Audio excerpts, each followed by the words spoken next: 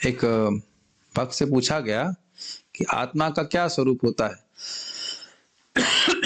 मुझे कैसे देख सकते हैं? तो आत्मा का स्वरूप होता है, लेकिन कैसे देख पाता है? जैसे हमारा हृदय जो है ना वो दर्पण के समान है, तो दर्पण जब साफ हो जाएगा तो आप रूप देख सकते हैं। उसी प्रकार से भगवान की कथा सुनने से भगवान इस दर्पण को साफ कर देते हैं। कृष्ण कथा, कृष्ण नाम श्रवण कीर्तन के द्वारा हृदय रूपी दर्पण साफ हो जाएगा तो हम अपने आप को देख पाएंगे और भगवान को भी देख पाएंगे। 13वें श्लोक का पुनरावलोकन। आर से रजिस्टर्ड नहीं समझना चाहिए जो ऊपर लिखा हुआ है। आर मतलब केवल ये कि रिविजन है कोई हम रजिस्ट्री नहीं कर रहे हैं, कोई कॉपीराइट नहीं लगा रहे। हे सुत गोस्वामी, वो सब जो हमने आपसे पूछा कि मानव जीवन का परम श्रेय क्या है, शास्त्रों का वह सार जो जीव को संतुष्ट कर दे, भगवान कृष्ण वसुदेव देवकी के गर्भ से क्यों प्रकट हुए, वे सब हमको बताइए क्योंकि हम सुनना चाहते हैं, जैसा प्रामाणिक पूर्ववर्ती आचार्यों से परंपरा में आपको प्राप्त हुआ है। वर्णन की बात कर रहे थे। जिन भगवान का अवतार जीवों के कल्याण और भौतिक समृद्धि के लिए होता है। क्षेमाय च भवाय च। कृष्ण कथा जीव के लिए परम कल्याणमय है, उसके स्वरूप में जीव को सिद्ध करने वाली है। यश शब्द जो इस श्लोक की दूसरी पंक्ति में आए 13वें श्लोक में, वह श्लोक 16 तक संबंधित है। श्लोक नंबर 13, जिनका यानी यश अवतार जीवों के कल्याण के लिए होता है। श्लोक क्रमांक 14, जिनके यश मतलब जिनके नाम से जीव का कल्याण होता है, अभी हम सुनने वाले हैं। श्लोक क्रमांक 15, यश जिनके प्रभाव से भक्त कल्याणकारी हो जाते हैं। श्लोक 16, तस्य उनकी कथा सुनाइए। यह कहकर भगवान की महिमा का वर्णन करके अपने श्रवण की उत्सुकता को बता रहे हैं। तो मतलब भगवान कितने महान हैं यह घोषित करके वो कह रहे हैं कि हम भगवान के बारे में सुनने के लिए बहुत उत्सुक हैं, क्योंकि ये सब कारण है। देखिए भगवान कितने महान है, ये समझ रहे हैं ना, याद करा रहा हूं। भगवान के संपर्क में जीव कैसे भी आए तो वह मुक्त हो जाता है, इसीलिए भगवान आते हैं मुक्त जीव की मुक्ति के लिए। भगवान के अवतरण के समय पृथ्वी समृद्ध हो गई थी। भवाय। श्रील सूत गोस्वामी को अंग शब्द से संबोधित करके यह कह रहे हैं कि शास्त्र रहस्य के जानकार होने के कारण आप हमारे समुदाय में प्रविष्ट हो गए हैं, भले ही आप हीन जाति के। मान लीजिए वो कहें कि मैं हीन जाति का हूं तो मैं कैसे उत्तर दूं, तो कहते हैं नहीं, जो भी कृष्ण तत्ववेता होता है वो गुरु है, भक्त है, तो इसलिए आप हमारे ही समुदाय में है, इसमें जाति पाति का भेद नहीं है। श्रीमाय च भवाय च का अर्थ लिया गया था कि समृद्धि के लिए, और चा का अर्थ था दुख निवृत्ति के लिए। फिर भवाय का अर्थ हुआ था मोक्ष के लिए, और फिर चा का अर्थ था अविद्या की निवृत्ति के लिए। ये सब बातें खाली रिफ्रेश करा रहा हूं। और उसके बाद वक्ता को परंपरा में होना चाहिए, श्रोता को निष्ठा होनी चाहिए वक्ता में और शास्त्र में। ये सब बातें हम समझ, तब हम भागवत को प्रमाणिक रूप से ग्रहण कर पाएंगे। भागवत ही नहीं, अगर आप कोई भी ज्ञान ग्रहण करना चाहते हैं तो आपको उस वक्ता में निष्ठा होनी चाहिए ना। भागवत में तो और महत्वपूर्ण बात है। अगर विश्वास ही नहीं कि मेरा फिजिक्स का टीचर ठीक पढ़ा रहा है तो मैं पढ़ कैसे पाऊंगा, बताइए। ये विश्वास है ना कि किताब में लिखा है, जबकि हिस्ट्री में गलत लिखा है, फिर भी विश्वास संग हम उसको पढ़ते रहते हैं, घोटते रहते हैं। हिस्ट्री गलत है लेकिन फिर भी इस प्रकार से वो हम उसको मान लेते हैं कि हाँ भी सही है, सही है, सही करके। तो टीचर में विश्वास है और पुस्तक में विश्वास, तभी तुम ज्ञान ग्रहण कर पाते हैं। सिंपल सी बात है। अब हम आज का श्लोक देख रहे हैं। आज का श्लोक भगवान के नाम की महिमा का वर्णन कर रहा है। पिछले श्लोक में था क्या, जिनके अवतार से जीवों का कल्याण होता है। अब आज उन कह रहे हैं जिनके नाम से जीवों का कल्याण होता है, कैसे भी संपर्क हो जाए। तो बहुत सुंदर श्लोक है। ये सब श्लोक अपने जहन में रखने चाहिए, अपने चित्त में रखने चाहिए, ताकि जब करते समय भाई मन लग रहा है, नहीं लग रहा है, कभी अच्छा लग रहा है, नहीं लग रहा है, लेकिन फिर भी व्यक्ति को नाम उच्चारण करते रहना चाहिए, उससे जरूर सब कल्याण होगा।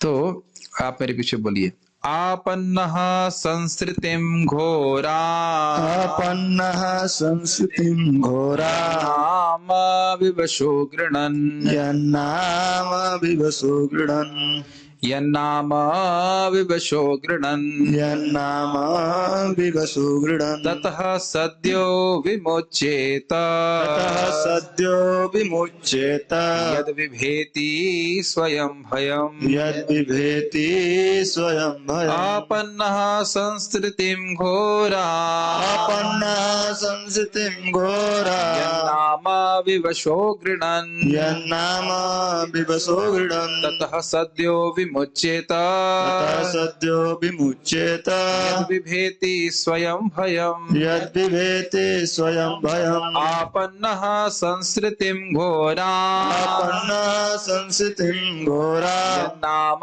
विवशो गृह्णन् यन्नाम विवसो गृह्णन् ततः सद्यो विमुच्येत ततः सद्यो विमुच्येत बिभेति स्वयं भयम् यद्विभेति स्वयं भयम् आपन्नः संसृतिं घोराम् आपन्नः संस्थितिं घोरा नाम विवशो गृह्णन् यन्नाम विवसो गृह्णन् ततः सद्यो विमुच्येत ततः सद्यो विमुच्येत बिभेति स्वयं भयम् यद्विभेति स्वयं भयम्। किसकी आवाज आ रही? इन्वर्टर की आवाज आ रही? ठीक है, आप बोलिए। आपन्न संस्थितिं घोरा आपन्नः संसृतिं घोराम् यन्नाम विवसो गृह्णन् थोड़ा ततः सा सद्यो थोड़ा सा विमुच्य उच्चारण में मिस्टेक है। देखिए, नाम के बाद हलंत नहीं प्रभु जी। यन नाम, थोड़ा से बोलिए। यन नाम कर देंगे तो आप उसमें हलंत लगा देंगे, तो आप यन नाम विवशो गृह्ण ऐसे बोलिए। बोलिए, आपन्न संस्थितिं घोरा आपन्नः संसृतिं घोराम् यन्नाम विवसो गृह्णन् यन, जैसे रामा होता है ना, यन नाम यन नाम विवशो गृह्णन् यन्नाम विवसो गृह्णन् यन्नाम विवशो गृह्णन् ततः सद्यो विमुच्येत ततः सद्यो विमुच्येत यद्विभेति स्वयं भयम् यद विभेति स्वयं भयम्। सब लोग मेरे साथ में बोलिए। आपन्नः संसृतिं घोराम् यन्नाम विवशो गृह्णन् ततः सद्यो विमुच्येत यद विभेति स्वयं भयम्।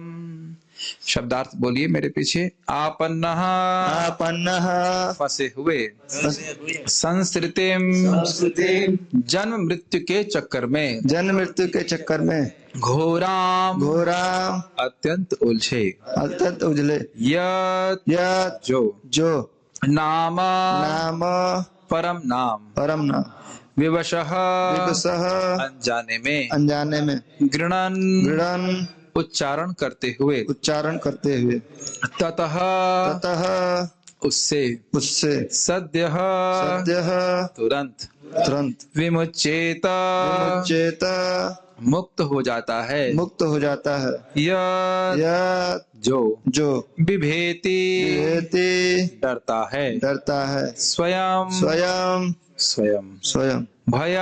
भयम साक्षात भय। अनुवाद: जन्म तथा मृत्यु के जाल में उलझे हुए जीव यदि अनजाने में भी कृष्ण के पवित्र नाम का उच्चारण करते हैं तो तुरंत मुक्त हो जाते हैं, क्योंकि साक्षात भय भी इससे यानी नाम से भयभीत रहता है। संस्कृत श्लोक को फिर से देखिए। आपन्नः संसृतिम घोराम। संसृति मतलब जो संसरण हो उसका होता रहे, बार बार जन्म मृत्यु का चक्र लगा रहे, तो उसमें आपन्ना आ गया है, फंसा हुआ है। जो जीव इस जन्म मृत्यु के चक्र में फंसा हुआ है, कौन वो जीव है? हम स्वयं लोग, हम सभी लोग। घोर है मतलब बहुत कष्ट है उसमें, आध्यात्मिक, आदि भौतिक, आदि दैविक कष्ट है। ऐसा नहीं है कि चक्र बहुत सुखमय है। ये श्लोक आपको बहुत आसान लगता होगा, लेकिन इसकी पहली लाइन कितनी गंभीर है। जब मैं इसकी परसों तैयारी कर रहा था, कल भी इसको देख रहा था, तो देख रहा था कितना गंभीर स्थिति है हमारे। इस पे विचार न करने के कारण हम लोग भगवान की शरण में जाते नहीं हैं। ये बहुत गंभीरता से नहीं चाहते, ये समझ नहीं पा रहे हैं कि हम लोग कितने कष्ट में हैं बार बार। और ऐसा भी नहीं कि कष्ट अनुभव नहीं कर रहे हैं। आज सुबह कितनी ठंड थी, is it not freezing cold जिसे कहना चाहिए, और फिर भी व्यक्ति सोच रहा है ये तो नॉर्मल है, इसमें ये तो कौन सी बड़ी बात है। लगातार हम तीनों तापों से हर व्यक्ति दुख भोग रहा है कि नहीं? तो कह रहे हैं ऐसा जीव जो इस जन्म मृत्यु के चक्र में फंसा हुआ है, यन नामः विवशो गृह्णन्। यन आपको है मतलब जिनका, या जो जिनका आप कहते हैं ना यस यस, भले यस यहाँ पे नहीं दिख रहा, यत मतलब यस समझिए, यत मतलब जिनका नाम भगवान कृष्ण का नाम विवशता में ग्रहण कर लेता। विवशता समझते हैं, बरबसता मतलब जानबूझ करके नहीं, बड़े प्रेम से नहीं, अनजाने में। विवशता का अर्थ आचार्यगण लिए हैं मृत्यु समय के, जब वो काल के वश में है, उसकी चेतना ठीक नहीं है, उसका मन और बुद्धि ठीक नहीं है, फिर भी विवश होकर के अनजाने में किसी तरह से उसने नाम ले लिया, ग्रहण का मतलब होता है ले लिया, तो ततः सद्यो विमुच्यता, वह व्यक्ति तुरंत ही मुक्त हो जाता है, मृत्यु पास से मुक्त हो जाता है, यमराज जी के पास नहीं जा पाता वो। ऐसा क्यों होता है? तो कहते हैं यद विभेति स्वयं भयम। स्वयं भय का अर्थ है महाकाल, मतलब जो सृष्टि के समय, जो सृष्टि के विनाश का समय होता है, जिससे ब्रह्मा जी भी भयभीत होते हैं। ब्रह्मा जी और किसी सी वस्तु से भयभीत नहीं होते हैं, लेकिन उनको भी स्वयं भय, यानी स्वयं भयम अर्थात महाकाल, जो ब्रह्मा जी की परमायु है उसको महाकाल कहा जाएगा। वो पूरे ब्रह्मांड का विनाश करने वाला है, कोई नहीं बचता उस समय। तो वह सबको भय देने वाला है, लेकिन वह भी भगवान के नाम से भयभीत हो जाता है। इसको आगे आप दूसरे अध्याय 2.3.17 में सुनेंगे कि जो व्यक्ति कृष्ण कथा में लगता है, कृष्ण नामोच्चारण कर रहा है, भक्ति कर रहा है, उसको उसकी आयु को काल नहीं काट पा रहा है। कितना शक्तिशाली है! सबकी आयु काट रहा है ना काल, सूर्य उदित हो रहा है, अस्त हो रहा है, सबकी आयु काट रहा है ना। लेकिन जो व्यक्ति भगवान की कथा में अपने समय को व्यतीत कर रहा है, भगवान का नाम जप करने में, भगवान की भक्ति करने में लग रहा है, तो अब काल का अधिकार उसके ऊपर नहीं रहा। तो आप देख सकते हैं कि इन श्लोकों को पढ़ करके, श्रवण करके क्या हमको नाम जप करने की प्रेरणा नहीं मिलेगी? कोई भयानक भूत आपको पकड़ा हुआ है, तो उससे बचने के लिए हम क्या कोई मंत्र नहीं उच्चारण, अगर मालूम चल जाए कि मंत्र है तो उच्चारण नहीं करेंगे? दिक्कत जानते हैं हमारे संग क्या है? दिक्कत वही भूत वाली है। भूत से जो व्यक्ति भूत से ग्रसित होता है, उसको भूत से डर नहीं लगता है, उसको पता ही नहीं कि भूत ने मुझे कैप्चर किया हुआ है। लेकिन माया रूपी पिशाची हमको ग्रसित की हुई, तभी तो हम भूले बैठे कि हम हैं कौन। तो इसलिए यहाँ पे बोल रहे हैं कि जो व्यक्ति भगवान का नाम अनजाने में भी उच्चारण करता है तो उसको लाभ प्राप्त होता है, बताइए। और जो अगर श्रद्धा से नाम उच्चारण करे तो फिर उसका कहना ही क्या। आप समझ सकते हैं कि भगवान के नाम की इतनी महिमा है कि अनजाने में कोई उच्चारण करता है तो भय से मुक्त हो जाता है, अजामिल इत्यादि। लेकिन तो फिर कहना ही क्या, क्या मुक्तिनाय जानते ही हैं, किम उता, फिर तो उस व्यक्ति का कहना ही क्या जो बड़ी श्रद्धा से विश्वास के संग हरे कृष्ण मंत्र जप करे, भगवान का नाम उच्चारण करे। तो जब इनका नाम इतना शक्तिशाली है तो उन भगवान के बारे में हम श्रवण करना क्यों नहीं चाहेंगे? इससे उनका श्रवण औत्सुक्य दर्शित होता है कि नहीं होता है? इनका नाम इतना शक्तिशाली है, नाम बोलने मात्र से स्वयं काल भी भयभीत हो रहा है, तो स्वाभाविक सी बात है कि ऐसे व्यक्ति, ऐसे भगवान की कथा हम जरूर सुनना चाहते हैं। आप हमको जरूर सुनाइए। लिंक्स तो मतलब उसका आशय समझ रहे हैं कि वो क्यों इस बात को बोल रहे हैं।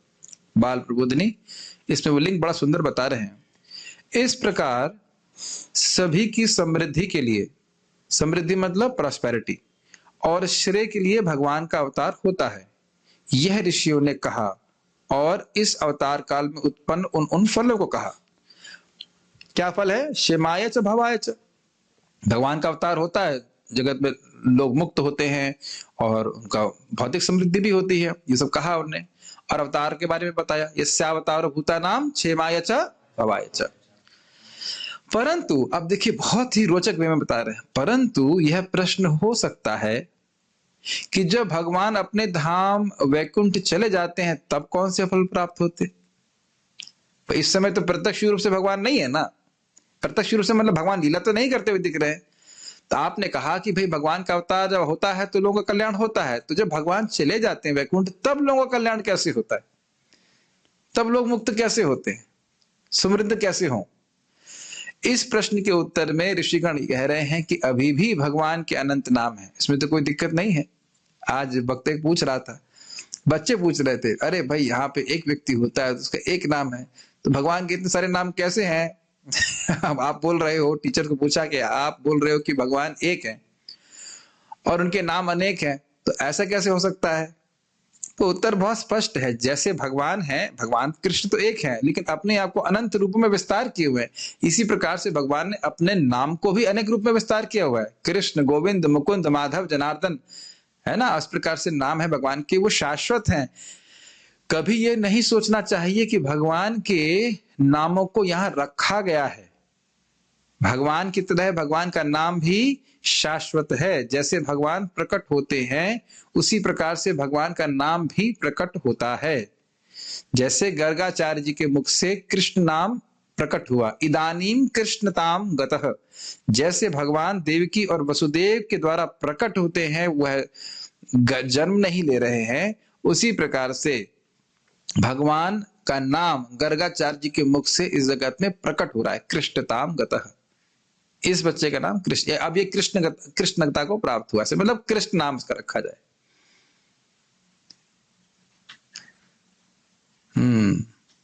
तो ये कभी सोचना नहीं चाहिए कि भगवान के नाम लोगों ने रखे हैं। समझ रहे हैं मेरी बात? ऐसा नहीं कि हम, भगवान के नाम कैसे हैं, भगवान की तरह ही शाश्वत हैं और उनकी सारी शक्तियों से युक्त हैं। उनको प्रकाशित किया गया है शास्त्रों के द्वारा। कृष्ण नाम हम भगवान के, इसे हम लोग हरे कृष्ण मंत्र कैसे जानते हैं? हरे कृष्ण मंत्र महाप्रभु के द्वारा दिया गया है क्या? नहीं, महाप्रभु अपने मन से कुछ नहीं बता रहे हैं। महाप्रभु भी उपनिषद का मंत्र दे रहे हैं। वो भगवान अपने मन से भी कुछ मंत्र बता सकते थे, लेकिन उन्होंने ही बताया है उपनिषद के माध्यम से, लेकिन बात उपनिषद की ही बताते हैं, शास्त्र की ही बताते हैं। Does it make sense? तो कह रहे हैं कि अभी भी भगवान के अनंत नाम है और उनके उच्चारण आदि से ही पुरुषार्थ सिद्धि हो जाती है। भले ही भगवान अपने धाम में चले गए हैं, लेकिन उनके नाम उच्चारण से भी जीव सिद्ध हो जाता है। तो इसके भगवान के नाम की कितनी बड़ी महिमा है।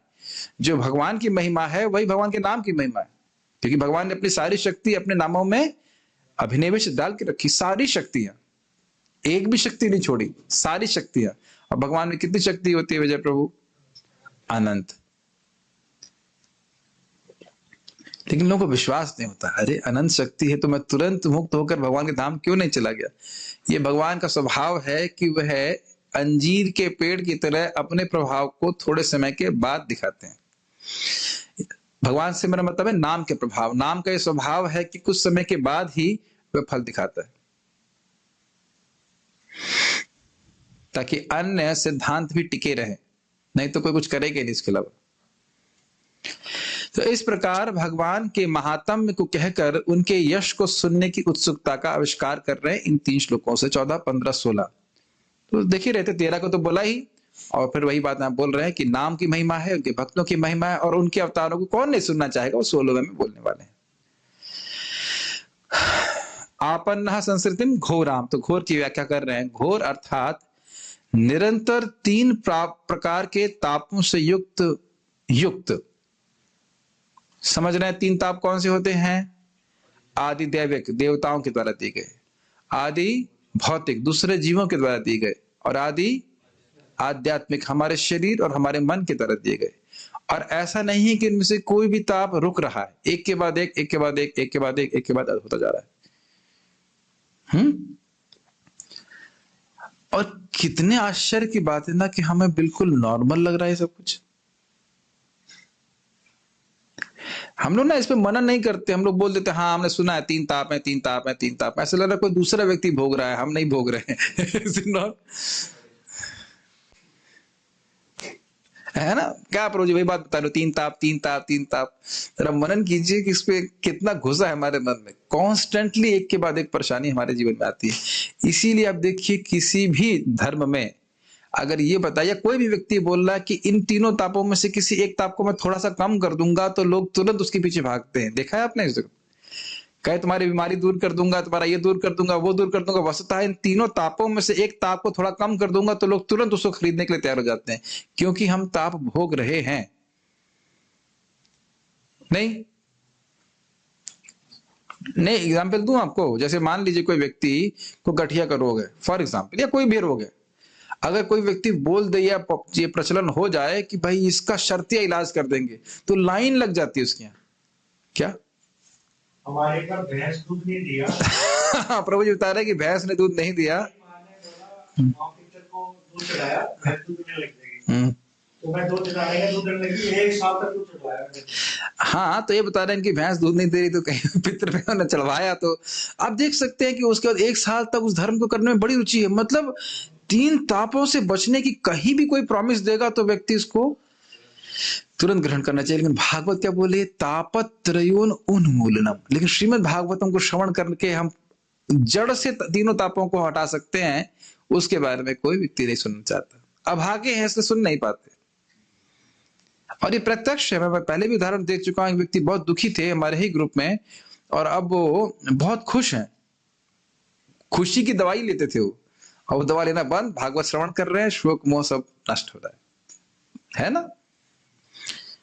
नहीं प्रभु जी, मुझे तो लगता है कि क्लास में आते ही 3 ताप शुरू होते नहीं नहीं, ऐसा नहीं है।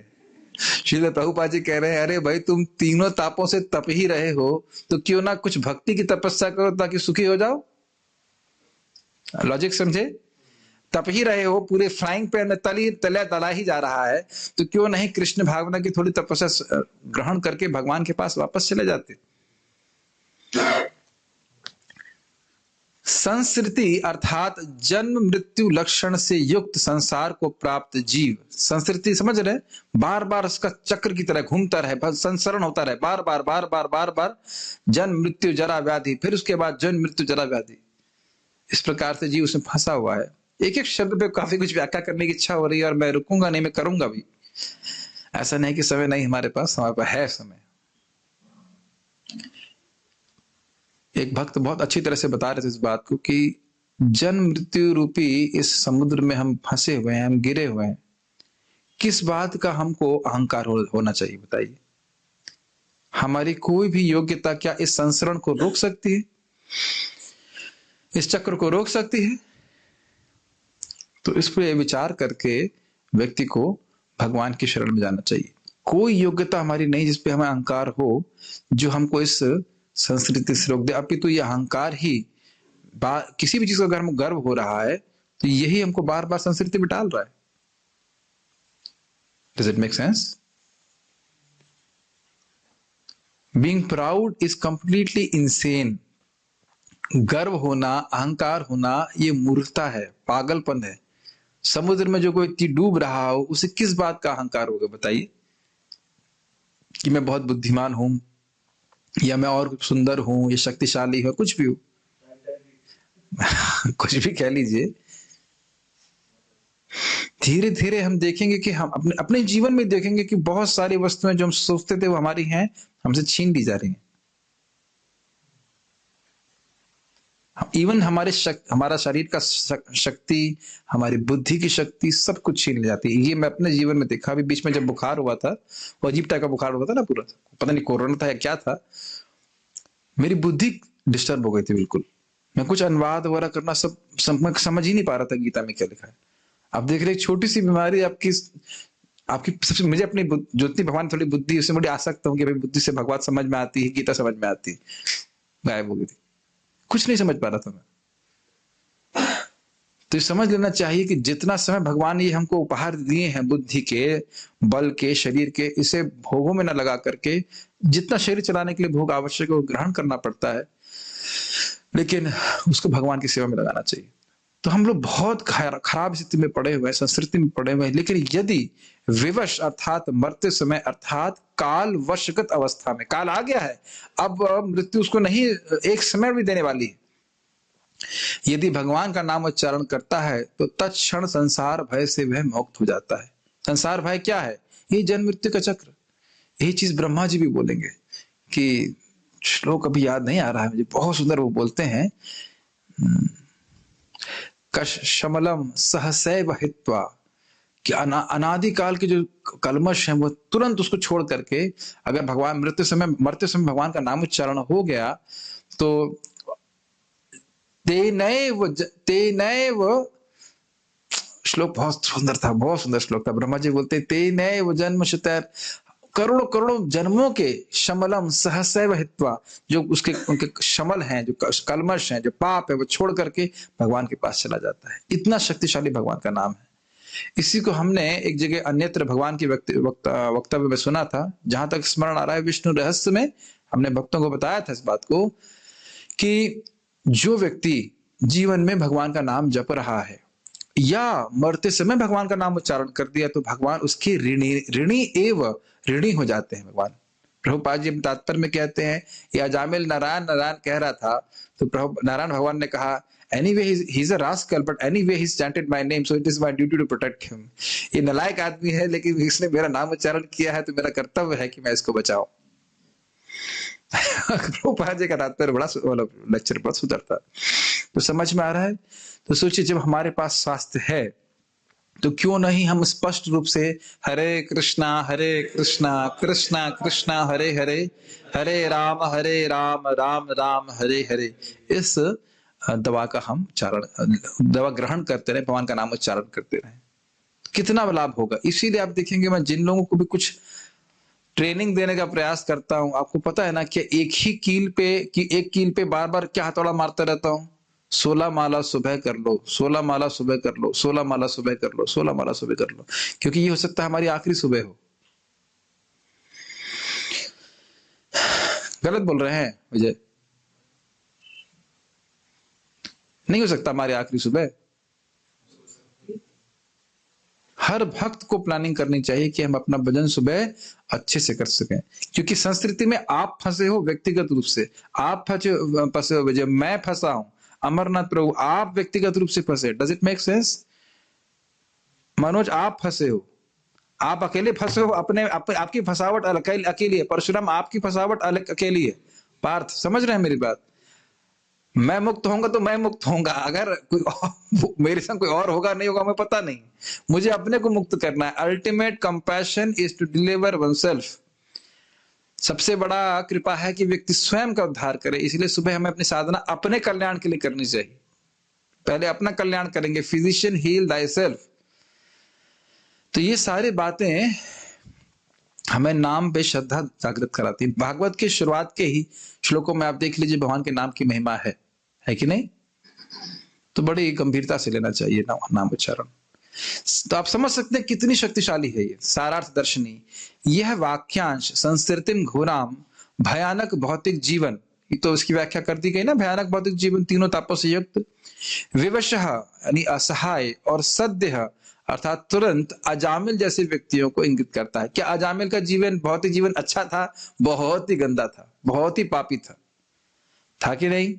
पाप में जीवन जी रहा था।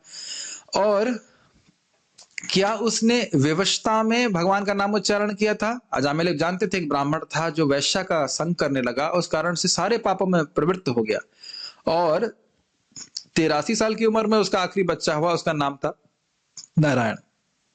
और फिर जब 88 साल में वो मरने लगा तो उसने नारायण पुकारा और यमदूत जो उसको लेने के लिए आए थे वो चले गए। लंबी कथा है, इतनी जल्दी नहीं गए थे, बातचीत हुई थी विष्णु दूतों से और फिर वो बच गया। उसके बाद उसने क्या किया? फिर भगवान के नाम का ही आश्रय लिया। गौरांग प्रभु कह रहे थे, कुछ लोग कहेंगे ये तो अच्छी स्टोरी है, तो हम भी ऐसे करेंगे, हम खूब भोग करेंगे, उसके बाद एंड में भगवान का नारायण नाम ले लें। तो पता नहीं आपकी मति इस प्रकार से जाएगी कि नहीं जाएगी।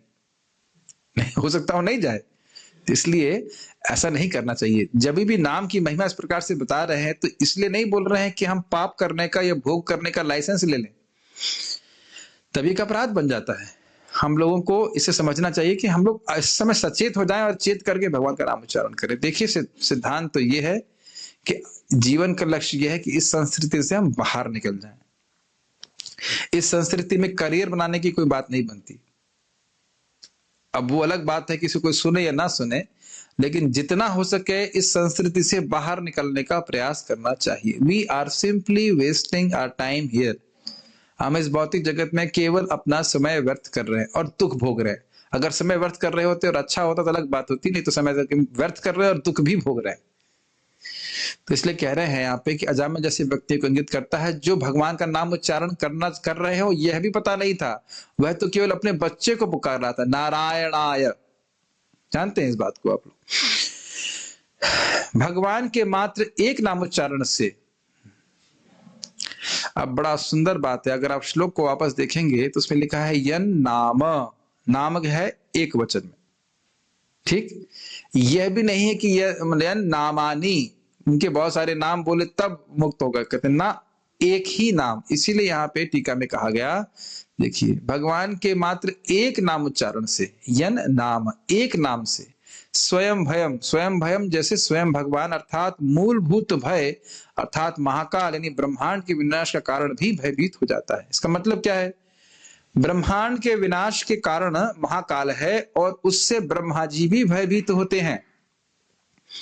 जैसे कोई सर्प किसी के पीछे लगा हो तो क्या वो व्यक्ति भयभीत होगा कि नहीं होगा? ये तो खाली थ्योरी में आप लोग सोच रहे हैं। सर्प को देख के कितना डर होता है आपको? सर्प को देख लेते हैं तो कितना भयभीत होते हैं कि नहीं होते हैं? और कदाचित अगर वह सर्प हमारे पीछे लग जाए तब। एक बार एक भक्त बता रहे थे मुझे कि उनके पीछे कोई सांड दौड़ पड़ा तो उनकी हालत खराब हो गई। हमारा खुद का अनुभव है कि हमसे, मैं लाल कपड़े में रहता हूँ, एक यहाँ से जब मंदिर जा रहे तो एक सांड दौड़ा पीछे मेरे, तो फिर मैं उधर चला गया, वाणी आश्रम के अंदर घुस गया था। डर लगता है ना, कोई ऐसे कोई भयानक पशु ऐसे आपके पीछे भाग रहा हो। तो काल सर्प हर देवता के पीछे भाग रहा है, ध्यान देना होगा। ब्रह्मा जी कह रहे हैं कि मैं भी अमर नहीं हूं, उनको भी भय होता है कि ब्रह्मांड का जब प्रलय हो जाएगी पूरी तो उनको भी नष्ट, उनका भी शरीर, उनका भी लोक सब नष्ट हो जाएगा। तो कह रहे हैं कि वह भय, वह काल, महाकाल जो सबको भयभीत करता है, वह भी भगवान के नाम से भयभीत होता है। मतलब जो भगवान का नाम उच्चारण कर रहे हैं वह समझ रहे हैं कि अब हम इस काल के परे जाएंगे, उनके हृदय से भय नष्ट होने लगता है। आप कहेंगे हमारे हृदय से क्यों भय नष्ट नहीं हो रहा? लेकिन आप देखिए, नाम जप करते करते धीरे धीरे मृत्यु का भय भी भक्त के हृदय से चला जाता है। उसे विश्वास होने लगता है, समझ में आने लगता है कि मैं भगवान की शरण में हूं, अब मैं भगवान के पास जाऊंगा। ये स्वतः भक्ति करते करते धीरे धीरे होने लगता है। फिर मृत्यु और मृत्यु के प्रभारी यमराज का तो कहना ही क्या भाई। आप जानते हो कि ब्रह्मा जी के एक दिन में 14 मनवंतर होते और उन 14 मनवंतरों में 14 प्रकार के देवताओं का ग्रुप होता है जो कि उस समय शासन करते हैं। ये समझ रहे हैं, जानते होंगे आप, अगर नहीं जानते तो मैं बता रहा हूं। तो हर बार अलग अलग यमराज होते हैं, तो यानी 14 यमराज ब्रह्मा जी के एक दिन में हुए। अगर हम इसी समझावट को समझें, 14 इंद्र हुए, तो कह रहे हैं कि जब महाकाल भयभीत हो जाता है भगवान के नाम से तो यमराज का तो कहना ही क्या। यमराज तो बहुत थोड़े काल के लिए रहते हैं बहुत बहुत भयंकर। इसी बात को यमराज जी ने स्वयं कहा है, न वयम न च वयः, न तो मैं मतलब यमराज, और न वयः, वय मतलब समय, न तो काल और न तो यमराज भक्तों को दंड दे सकते हैं। जो कुछ भी भक्तों के जीवन में सुख दुख आ रहा है वो काल के प्रभाव में नहीं अपितु भगवान की अध्यक्षता में सीधे होता है। समझ रहे हैं? इसको आगे भी आप पढ़ने वाले हो, जब भीष्म पितामह कहेंगे कि अगर कहा जाए कि काल के प्रभाव से पांडवों को दुख आ रहा है तो ये कैसे हो सकता है? भगवान तो स्वयं पांडवों का हित करना चाहते हैं, तो क्या काल भगवान के परे हो गया? ये काल भगवान से अधिक शक्तिशाली हो गया? ऐसा नहीं हो सकता। भक्तों के जीवन में जो भी कष्ट सुख दुख आ रहा है वो भगवान की इच्छा से आता है, काल के द्वारा नहीं होता, काल और कर्म के अनुसार नहीं होता है। Does it make sense? Yes. तो यमराज से डरने की भी जरूरत नहीं है, और फिर यमदूतों से डरने की क्या बात करें?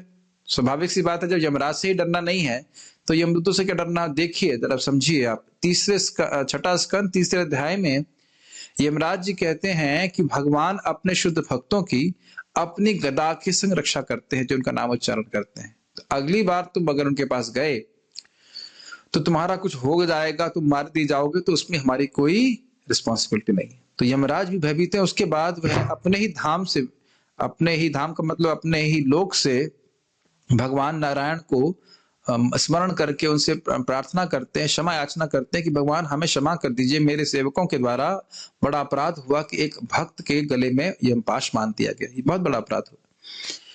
जैसे यहाँ पे मान लीजिए कोई महान भक्त आए और हम जान अनजान किसी छोटे भक्त से या नए भक्त से, छोटा भक्त से मतलब नया भक्त है, अगर उनका अपराध हो जाता है तो जो मंदिर के अध्यक्ष हैं, जो श्रेष्ठ व्यक्ति हैं, वो कहेंगे ना करिए ये अनजान व्यक्ति है, वो नहीं समझ पाया, हमें क्षमा कर दीजिए। Does that make sense? उसी तरह से भृत्यस्य अपराध स्वामिनो दंड, भृत्य के अपराध, सेवक के अपराध का दंड स्वामी को मिलता है। इसलिए यमराज जी ने कहा, हे भगवान हमें क्षमा कर दीजिए, हमारे दूतों ने आप एक भक्त के गले में रस्सी बांध दी। देखिए अजामिल जैसे व्यक्ति को यमराज जी भक्त मान रहे हैं, तो सोचिए जो भगवान का नाम उच्चारण नियमित रूप से कर रहे हैं उनको कितना भक्त माना जाएगा। तो दिक्कत यह है कि बद्धजीव होने के कारण हम नाम की महिमा समझते नहीं हैं, इसलिए जो सबसे महत्वपूर्ण वस्तु है उसको सबसे कम महत्व देते हैं, है ना। और न्यूज़पेपर बहुत पढ़ते हैं या दुनिया की बात बहुत सुनते हैं, जो सबसे कम महत्वपूर्ण वस्तु है उसको सबसे अधिक महत्व देते हैं। शरीर को सजाना, शरीर की उपलब्धियों में बहुत समय लगाते हैं, लेकिन शरीर को महत्व है? कोई भी महत्व नहीं है। हम इसको प्रमाणित कर सकते हैं। अगर अभी मैं शरीर छोड़ दूं तो तुरंत कहेंगे हाँ ठीक है चले गए प्रभु, चलो भाई इनको यमुना जी ले जाओ, है कि नहीं? आपने देखा था ना माता जी क्या शरीर छूटते क्या बोला गया, ठीक है। जब शरीर छूटा नहीं था तो क्या बोले थे, पानी पिलाओ, ये रखो, ध्यान रखो। सब जगह यही होता है, देखते हैं कि नहीं हम लोग? आप लोग अपने घरों में देखें कि नहीं देखें? जो व्यक्ति मर रहा होता है कितना ध्यान रखते हैं, और जैसे ही शरीर छूटता है कहते ठीक है चलो ले जाओ जलाने के लिए। सब कोई कार्बन करे तो पल तो आप देख सकते हैं कि उस वक्त तुरंत ही व्यक्ति मतलब उसका कोई इसका मतलब दिखा रहा है कि शरीर की कोई मूल्य नहीं है। और अमेजिंग नहीं बोलना चाहिए, आश्चर्यजनक बात है कि आत्मा का पूरा तिरस्कार करके हमारा पूरा जीवन केवल शरीर के ही पोषण में लगाए रखते हैं। ये दुख की बात है। तो खैर हम थोड़ा सा ड्रिफ्ट कर गए, हम पॉइंट का बात खाली ये कर रहे थे कि यमदूत जो है, बात हम ये कह रहे थे कि भगवान के नाम की महिमा समझ करके, श्रवण करके व्यक्ति भगवान के नाम को अपने जीवन में महत्व देगा। जो लोग सुबह उठ करके नाम जाप कर रहे हैं वो क्या कर रहे हैं? वो दिखा रहे हैं भगवान को कि भगवान इस समय जब आप नाम के रूप में मेरे सामने आए हैं तो आप मेरे लिए सबसे महत्वपूर्ण है। उस समय हमें और कोई कार्य नहीं करना चाहिए। ये और भी कार्य कर रहे हैं, हरि नाम भी जब कर रहे हैं, तो वह लाभ हमको पूर्ण रूप से प्राप्त नहीं होगा जो हमें भगवान के नाम से प्राप्त हो सकता है। तात्पर्य बार बार मैं इस बात को बोल रहा हूं और बोलता रहूंगा कि जब बोला जा रहा है कि अनजाने में भी नाम उच्चारण करने से इतना लाभ होता है, तो इसका मतलब ये नहीं है कि हम लोग ढिलाई से ही नाम जप करें। कैमुत्य न्याय का अर्थ ये है, मतलब ये है कि जब अनजाने में नाम उच्चारण करने का इतना लाभ है तो जो गंभीरता से नाम करेगा तो कितना लाभ होगा, ये कहने की बात होती है। लेकिन हाँ, इससे ये बात समझना चाहिए कि कभी मन लगता है, नहीं लगता है, कुछ भी हो, नाम उच्चारण करना ही है। दूसरा अर्थ अब मैं जो उसको ले रहा हूं, एक बहुत सुंदर अर्थ मुझे समझ में आ रहा था कि हम लोग भी तो विवश ही हैं, विवश नहीं है? बताइए, अगर हम लोग भगवान का नाम उच्चारण ना करें तो क्या माया हम लोग को छोड़ देगी कि भाई तुम्हारा जन्म नहीं होगा? अच्छा, तुम क्या दोबारा माँ के गर्भ में जाना चाहते हो? Would you like to go? ये तुम would you like to become old? क्या आप तुम वृद्ध होना चाहते हो? क्या पूछ रही माया? माया तो नहीं पूछ रही ना, और ना कभी पूछेगी। वो तो कोई दया नहीं करने वाली। तो इसलिए भगवान का नाम उच्चारण करना ही चाहिए, चाहे आपको लगे मैं फंस गया, मैं तो विवश हूं, अब क्या करूं, मुझे मालूम चल गया जगत दुख का घर है, अब मुझे हरे कृष्ण मंत्र करना पड़ेगा, तो भी करो। नहीं चाहते हो भी कर रहे हो, करोगे तो निश्चित मुक्त हो जाओगे। कभी भगवान का नाम विफल नहीं जाता, बस उच्चारण ठीक से करते रहिए। किश किश निश निश मिश मिश नहीं करना होता है, ठीक है। तात्पर्य वासुदेव अथवा पूर्ण पुरुषोत्तम भगवान कृष्ण सभी के परम नियंता है। क्यों श्रील प्रभुपाद ने इस प्रकार से ओपन किया? बहुत सुंदर बात है। सभी के परम नियंता है। इस जगत में परम नियंता कौन है? काल, समय सबको नियंत्रण में रख रहा है कि नहीं रख रहा है? उसके भी नियंता भगवान कृष्ण है। इसीलिए प्रभुपाद इस तरह से ओपन करें। इस सृष्टि में कोई ऐसा नहीं है जो सर्वशक्तिमान के क्रोध से भयभीत न हो। रावण, हिरण्यकशिपु, कंस जैसे विकट असुर तथा ऐसे ही अन्य शक्तिशाली जीव भगवान द्वारा मार डाले गए। पराक्रमी वासुदेव ने अपनी सारी निज शक्तियां अपने नाम को प्रदान कर रखी हैं। इसकी व्याख्या मैं नहीं कर पाया। यहाँ पे क्या कहना है कि जो लोग दूसरों को भयभीत करने वाले हैं, प्रभुपाद यहाँ समझा रहे हैं, जैसे रावण, हिरण्यकशिपु की तो यह स्थिति थी, तो ऐसे भव्य ऊपर करेगा तो ऊपर के देवता जो है घबराने लगते थे, क्या हो गया, हमसे कुछ गलती तो नहीं हो गई। उसको भी ऐसे फाड़ दिया जैसे एर का घास। आप पढ़ने वाले हो आगे, एर का घास होता है जिसमें एक हल्की सी गांठ होती है, हल्की सी अंदर गांठ होती है, उसको से आसानी से बच्चे लोग फाड़ सकते हैं। उस तरह से उस हिरण्यकशिपु को, जिसका वज्र के समान शरीर था, भगवान ने एक तिनके की तरह फाड़ दिया, जिससे सभी लोग भयभीत थे।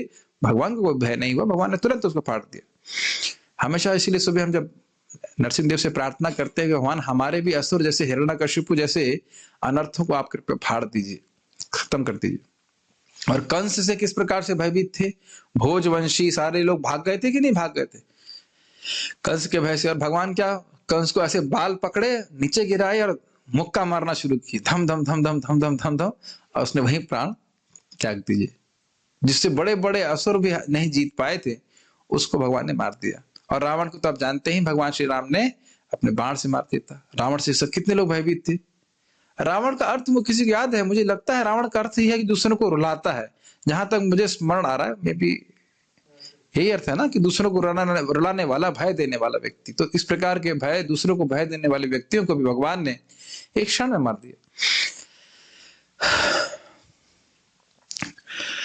और इसी प्रकार से महाप्रभु कहते हैं, नाम हईते होए सर्व अनर्थ नाश। इस नाम संकीर्तन से हर प्रकार का अनर्थ नष्ट हो जाएगा। हमें विश्वास के संग हरे कृष्ण मंत्र करना है। भले आज लग रहा है कि क्या हो रहा है क्या नहीं हो रहा है, लेकिन अभी भी देखिए ना, कितने सारे अनर्थ हैं हमारे जीवन के जो नष्ट हो गए। जो हमारे लिए छोड़ पाना बड़ा कठिन होता था, वह भी भगवान की नाम की कृपा से चले गए। तो जब इतना फायदा हुआ है तो आगे भी फायदा होगा। इस दवा को हमें कंटिन्यू करना चाहिए। ठीक है। प्रत्येक वस्तु उनसे संबंधित है और प्रत्येक वस्तु की अपनी पहचान उन्हीं में निहित है। इसका अर्थ समझ में आया? बहुत सुंदर लाइन श्रील प्रभुपाद कह रहे हैं, अगर मैं कहूं कि ये वेबकैम किसका है, तो आप कह सकते हैं मेरा है, उसका है, इसका है, ऐसे ऐसे आप कह सकते हैं। किसी वेबकैम को नहीं देखिए, किसी भी वस्तु को देखिए, फैन को देखिए, स्पीकर को देखिए, धरती को देखिए, तो वास्तविक रूप से किसकी है ये? भगवान की। ईशावास्यम इदम सर्वम, इज इट नॉट? तो ये प्रपात कह रहे हैं। यहां पर यह कहा गया है कि कृष्ण के नाम से साक्षात भय तक भयभीत रहता है। यह इस बात का सूचक है कि कृष्ण का नाम भगवान कृष्ण से अभिन्न है। अतः कृष्ण का नाम स्वयं कृष्ण के ही समान शक्तिमान है, उनमें तनिक भी अंतर नहीं है। अतः बड़े से बड़े संकट की स्थिति में भी भगवान श्री कृष्ण के पवित्र नाम का लाभ उठाया जा सकता है। कृष्ण के दिव्य नाम को चाहे अनजाने में या बाध्य होकर उच्चारित करने पर जन्म तथा मृत्यु के झंझट से उबरा जा सकता है। तो बड़ा स्पष्ट रूप से व्यक्ति को समझना चाहिए। कभी कभी लोग बोलते हैं कि क्या हम लोग फ्री में भगवान के धाम नहीं जा सकते बिना नामोच्चारण किए? वो क्या चाहते हैं कि हम भोग करते रहे, बस कोई तपस्या ना करें, कोई नामोच्चारण ना करें, कोई भक्ति ना करें और ऐसे चले जाएं। तो आप देख सकते हैं कि इस प्रकार की भावना ये उचित भावना नहीं है। जो एक प्रॉपर साधन है उसी का आश्रय लेकर के हम भगवान की प्राप्ति करा सकते हैं। तो भगवान ने ऐसी व्यवस्था करी, अब इससे आसान क्या होगा? हिमालय पे जाना आसान होगा इस समय?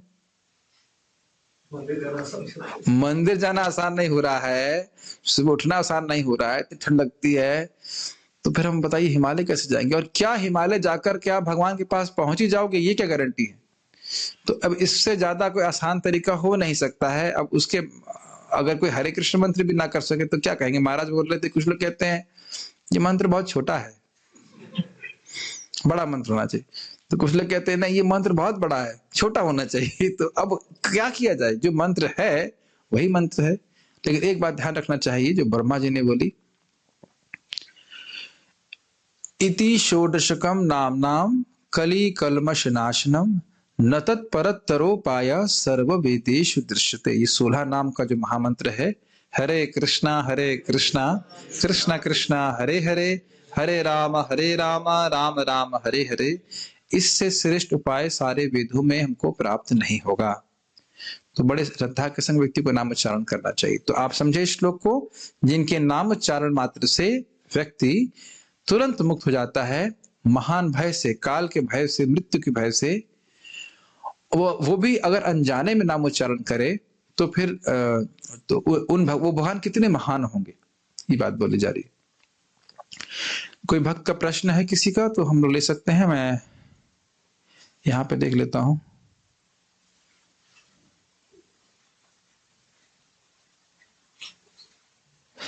प्रश्न ये है कि अभी तक मैं सोचा करता था कि महाप्रभु ने महामंत्र दिया, लेकिन ये उसके पहले भी था, तो महामंत्र पहले किसने दिया? देखिए, महामंत्र ये कली संतरण उपनिषद का मंत्र है। गोलोकेरा प्रेम धन हरि नाम संकीर्तन, हमेशा से उपनिषद में विद्यमान है, लेकिन महाप्रभु ने इसको प्रकाशित किया इस जगत में। उन्हीं के साथ, एक तरह से कहे उन्हीं के द्वारा, उन्हीं के साथ ही हरे कृष्ण मंत्र अवतीर्ण हुआ गोलोक से। हरे कृष्ण मंत्र हमेशा से है, उपनिषद में हमेशा से है, लेकिन महाप्रभु ने उसे बताया। पूछा गया कि कौन सा मंत्र करें, चैतन्य भागवत में आता है, कौन सी नाम उच्चारण करें, तो महाप्रभु से पूछा गया तो महाप्रभु ही बोले हरे कृष्णा कृष्णा कृष्णा हरे हरे, हरे राम राम राम हरे हरे। और अन्यत्र भी हमने इसके रेफरेंस जबा टॉक्स में भी दिए हैं, अनंत संहिता और जगह जगह। ये अग्नि पुराण में भी, जहां तक मैं स्मृति से बोल रहा हूँ, हरे कृष्ण मंत्र का स्पष्ट वर्णन है। शिव जी पार्वती जी को हरे कृष्ण मंत्र बता रहे हैं, तो ये सब शास्त्र का शास्त्रोक्ति है।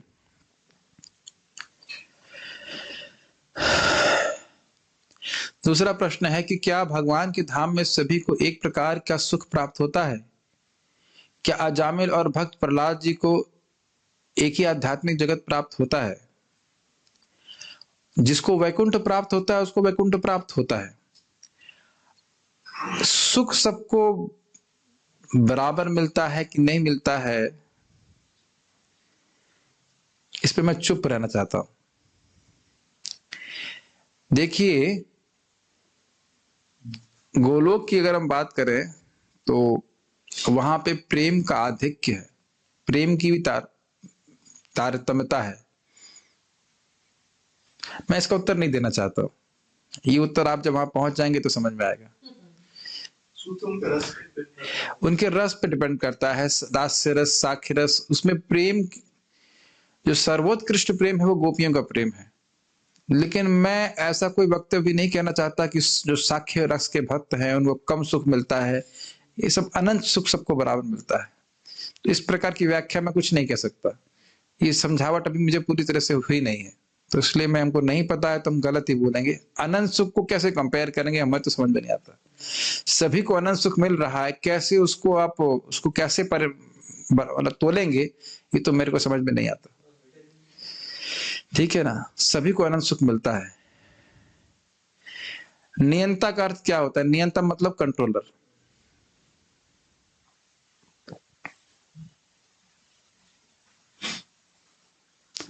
प्रभुपाद जी कहते हैं कि ये जगत जेल की तरह है, और लेकिन इस जेल में हमें सुविधाएं प्राप्त हैं और हम सोच रहे हैं कि हम यहाँ सुखी हैं। हम क्यों भूल जाते हैं, हम क्यों सोचते हैं कि यहाँ पे सुविधाएं प्राप्त हैं और भूल जाते हैं कि जो जीवन का उद्देश्य क्या है। देखिए, समझना चाहिए हमें यहाँ सुविधा किस लिए प्राप्त है, एकदम क्लियर समझना चाहिए। सुविधा दो कारण के लिए प्राप्त है। यदि हम भोग करना चाहें तो भोग के लिए उपयुक्त सुविधा, और अपने जीवन के लक्ष्य को प्राप्त करना चाहते हैं तो उसके लिए सुविधा। दोनों इंद्रिय इसी प्रकार से तो है। आंखों से आप भगवान को भी देख सकते हो, आंखों से भगवान से इतर वस्तु भी देख सकते हैं, कान से भगवान के बारे में भी सुन सकते हैं, और कान से भगवान के से इतर वस्तुओं से भी देख सकते हैं। तो हम अपने जीवन के लक्ष्य को क्यों भूल जाते हैं? ये सोचिए कि हम अपने जीवन के लक्ष्य को जाने कैसे? भक्तों के संग में आकर भगवान के बारे में श्रवण करके। तो भूल क्यों जाते हैं? उत्तर समझ में आया। उन लोगों का संग करके जो उसको भूले हुए हैं। जो लोग जीवन के उद्देश्य को भूले नहीं हैं, उनका संग करके हम अपने जीवन के उद्देश्य को समझ पाते हैं। विजय प्रभु, समझ में आ रहा है? लेकिन जो लोग जीवन के उद्देश्य को भूले हुए हैं या पूरी तरह से शक्ति लगाए हुए हैं कि हम जीवन के उद्देश्य को पूरी तरह भूल जाएं, भोगों में लगे हुए हैं, उनका संग हम करेंगे तो फिर हम स्वाभाविक रूप से जीवन के उद्देश्य को भूल जाएंगे। आप देखो, पारायण कर रहे हो बार बार तो कुछ लोग चिपक रहा है मन में कि नहीं? तो जो लोग कभी भागवत के श्लोक को नहीं पढ़ते हैं तो नहीं पढ़ने से याद होने लग जाएगा। तो इसलिए बार बार जब सुनेंगे, समझेंगे, तो धीरे धीरे हमारे हृदय में ये सत्य उतरता है कि मुझे जीवन का उद्देश्य है भगवान के चरणों की प्राप्ति। आप रोज एक ही बात सुन रहे हैं शायद प्रैक्टिकली, लेकिन वही रोज एक बात भूल भी जा रहे हैं। भूल जाते हैं ना, हाँ ये काम करना, वो काम करना, ये बहुत जरूरी, वो बहुत जरूरी, ऐसे करते हैं। तो इसलिए नामाचार्य हरदास ठाकुर जी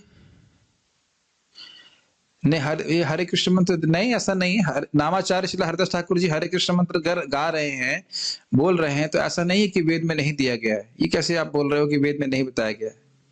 आप देखिए यही बात है, आप सही बोलेंगे तो गलत समझावट होगी।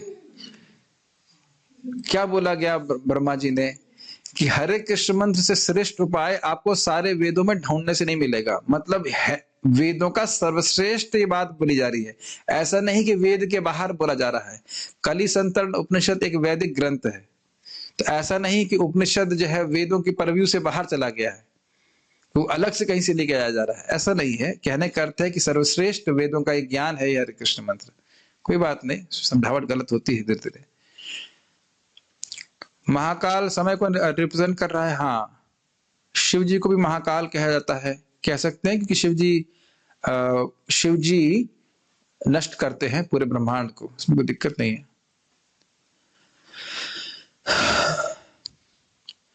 काल भयभीत हो का क्या मतलब है? हमने बताया इसका मतलब है कि काल उनको स्पर्श नहीं करता। यमराज जी की उक्ति मैंने कही थी, न वयम न च वयः, न तो मैं भक्त में को छू सकता हूं, न समय। भक्त आपको वृद्ध होते हुए दिखेंगे, लेकिन वह अब अपने मुक्ति के द्वार के पास जा रहे हैं, मृत्यु को प्राप्त होंगे और भगवान के धाम चले जाएंगे। अन्यथा एक समान व्यक्ति जब बुढ़ा हो रहा है और वह वृद्ध हो रहा है, तो क्या हो रहा है? वो काल के प्रभाव में जा रहा है ताकि दोबारा एक उसको जन्म प्राप्त हो। और कदाचित अगर भक्त को जन्म भी मिलता है तो केवल इसीलिए ताकि भक्ति अपने भक्ति फलीभूत हो, उसके फल आए, इसलिए नहीं कि वह कर्मानुसार जन्म ले। ये बातें छठा स्कंद में भी स्पष्ट हो जाएंगी और अन्य टीकों में भी समझ में आएगा। Why has the as in why was the मंत्र रिवर्स? मंत्र को रिवर्स कहा गया, कहां से सुन लिया आपने मंत्र रिवर्स किया गया है? ये हरे कृष्ण मंत्र स्पष्ट मंत्र है। हाँ, रिवर्स्ड बोला रखा है, पता नहीं क्या है। मंत्र रिवर्स कहां किया गया? हरे कृष्णा कृष्ण कृष्ण हरे हरे, हरे राम राम राम हरे हरे, यही मंत्र है। कुछ लोग जो भी बोलते हो, लेकिन शास्त्र वैसा नहीं बोलता है। उसके पास मेरे बहुत सारे प्रमाण है कि प्रमाणिक जो महामंत्र है वो हरे कृष्ण मंत्र है। ठीक है। हम देखते हैं कि भौतिकतावादी लोगों के पास नाम है, यश है, धन है, तो हम उनसे क्यों आकर्षित हो जाते हैं? क्योंकि आप उसकी तरफ देखते हैं। उधर मत देखिए, जब देखेंगे नहीं तो आकर्षण नहीं होगा, स्वाभाविक सी बात है। जब उधर देखेंगे अरे कितना सुंदर है, कितना ये है, वो केवल बाहर रूप से चमक धमक दिखा रहे हैं, कोई सुखी नहीं है, कोई सुखी नहीं है। आप पूछ लीजिएगा, टेंशन ही टेंशन रहती। महाराज बता रहे थे, बहुत सिंपल सी बात है, बहुत इंटरेस्टिंग बात है। जिसके पास 1 करोड़ रुपए है, अगर मान लो 20 लाख चला गया तो कितना रोएगा ना, उसको नींद नहीं आएगी। एसी चलता रहेगा लेकिन उसको नींद नहीं आएगी, हृदय जलता रहेगा उसका। और एक रिक्शे वाले को भी नींद बहुत अच्छे से आ जाती है। हम ये नहीं कह रहे सब रिक्शे वाले बन जाइए, लेकिन ये नहीं बोला जा रहा, लेकिन ये नहीं सोचना चाहिए कि भौतिक चीजें इकट्ठी करने से नींद आती है। अरे आप बताओ परशुराम प्रभु, आपने प्रश्न किया है, आप जिस रूम में सोते हैं उसके ऊपर पक्की छत है कि नहीं है? टीना है। और मुझे सुबह क्यों उठाना पड़ा मंगल आरती के लिए?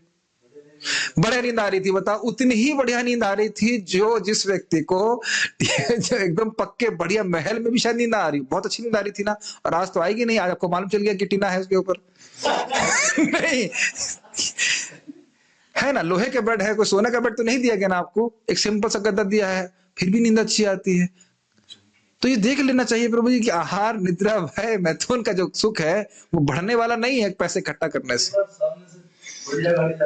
एग्जैक्टली आपने बहुत अच्छा बोला कि सामने से बढ़िया गाड़ी जाती है तो हम सुखी है। आपके पास बुलेट है और हमारे पास पिटपिटिया टाइप की छोटी सी है, आप अधिक सुखी है। कितना अद्भुत है ये डिस्कशन है, बहुत इंपॉर्टेंट है। प्रभु जी कह रहे हैं सामने वाले की कार देख करके हम सुखी हो जाते हैं। आपकी अच्छी बुलेट है, जो भी आपकी गिफ्ट की गई जो भी है, और हमारे पास सिंपल सी मोटरसाइकिल है या जो भी पिटपिटिया है, कोई नहीं भी है जिसके पास, तो हम तो क्या भाव नहीं महसूस कर रहे। देखिए समझिए मेरी बात को प्रभु जी, इस सभी लोग बहुत ध्यान पूर्वक सुनिए। बात बहुत विनोद की हो रही है लेकिन बहुत गंभीर है। जितना कृष्ण कथा सुनेंगे ये ग्लानि खत्म हो जाएगी। मैं जब एक क्लास खत्म करके अगली क्लास तैयार करता हूं, जब आचार्यों की बात सुनता हूं, मुझे लगता है कि पूरी रात पढ़ते रहना चाहिए। मैं अपने को रेस्ट्रिक्ट कर रहा हूं कि एक ही श्लोक तैयार करूंगा, नहीं तो मैं करते करते ब्रेक मारते मारते भी 11 बज जाता है। इतना सुंदर कृष्ण कथा है। परीक्षित महाराज की बात सुनना चाहिए, उनसे बड़ा कोई महान नहीं है। वो पूरे विश्व के राजा हैं। वो कह रहे हैं कि हे सुखदेव गोस्वामी, मैं केवल जला हूं, केवल जला हूं, केवल जला हूं। मां के गर्भ में तो जले ही थे ब्रह्मास्त्र से, और पूरा जीवन जला हूं। अरे जले कैसे, आप तो पूरे विश्व के राजा है। नहीं, मुझे कृष्ण कथा श्रवण करने का मौका नहीं मिला, और आज आपसे कृष्ण कथा सुन रहा हूं तो मैं अमृत पान कर रहा हूं। तो वहीं से उनका अनुभव लेकर समझ लेना चाहिए कि कृष्ण कथा ही जीव को सुखी करने वाली। भौतिक वस्तुएं कभी सुखी नहीं कर सकती। केवल हमारे शरीर को चलाने के लिए आवश्यकता है, वो ठीक है, लेकिन कभी हम सुखी नहीं हो सकते बिना कृष्ण कथा के। आप सोचो, आप लोगों को शायद लगता होगा रोज क्लास सुनना है, ये क्यों करना है। एक चीज है, कल से मैं अगर ये कह दूं कि नहीं आपको कुछ भी नहीं करना, मैं कहूंगा नहीं, लेकिन कुछ भी नहीं करना है, केवल प्रसाद खाना है, सुखी हो जाएंगे आप? बताइए प्रभु जी, कि ना जप करना है, ना आपको मंगल आरती जाना है, ना कथा सुननी है, कुछ भी नहीं करना, केवल खाना खाई, कोई सेवा भी नहीं करनी। बताइए खुश हो जाएंगे उद्धव प्रभु आप? तो अब इस समय भी देखिए, ये जीव गोस्वामी पाद कहते हैं अनर्थ निवृत्ति के समय में भी हमको रस है, बस दिखता नहीं है हमको। समझ रहे ना मेरी बात? कृष्ण कथा के बिना, कृष्ण नाम के बिना, भक्ति के बिना जीव कभी सुखी नहीं हो सकता। ठीक है ना? बल्कि भक्तों को देखना चाहिए कि अरे भक्त कितने सुखी हैं भक्ति करके, तब हम भी फिर भक्ति करेंगे। इसलिए भक्त दिखने चाहिए। ठीक है, ओके, यहां तो और कोई प्रश्न नहीं है, तो हम लोग यहाँ पे, और नहीं है कोई प्रश्न तो हम लोग जाते हैं। श्रीमद् भागवतम की जय, श्रील प्रभुपाद की जय, ताई गौर प्रेमानंदे।